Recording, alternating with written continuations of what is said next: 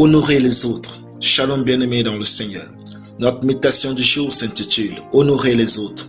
Nous tirons notre texte dans 1 Pierre le chapitre 2, le verset 17 qui nous dit ceci. Honorez tout le monde, aimez les frères, craignez Dieu, honorez le roi. Alléluia. Le monde est très vaste et il y a de la place pour chacun sous le soleil. Nous pouvons tous devenir grands et vivre heureux ensemble. Vous n'avez pas besoin de vous sentir menacé par le succès et le progrès des autres. Au contraire, soyez plein de joie pour le succès des autres.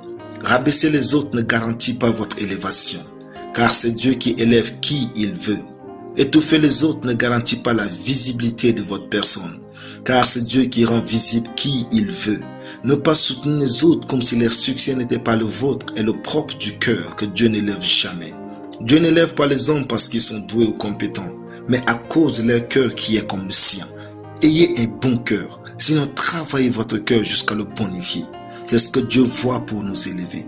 Honorer ce que portent les autres est un signe que vous êtes mûrs. Ne permettez jamais au diable de vous faire croire que, lorsque vous honorez les autres, vous vous réduisez à néant.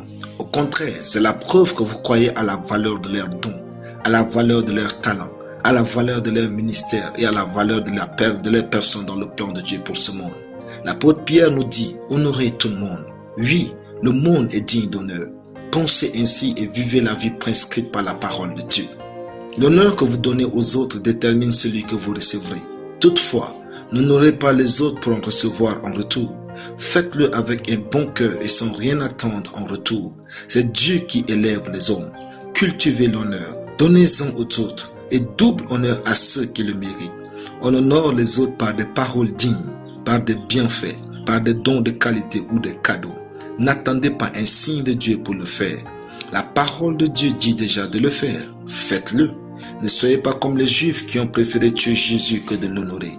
Dans les familles, les voisinages, les églises, à l'école ou au travail, honorez les autres. Il est écrit, celui qui arrose sera arrosé lui-même.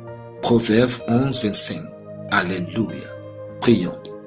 Dans ma vie, j'honore Dieu, mes parents, mes leaders, toute autorité, mes frères et sœurs, au nom de Jésus. Amen. La lecture biblique en une année, Job chapitre 4 à Job chapitre 6. Soyez bénis, c'était le pain du ciel.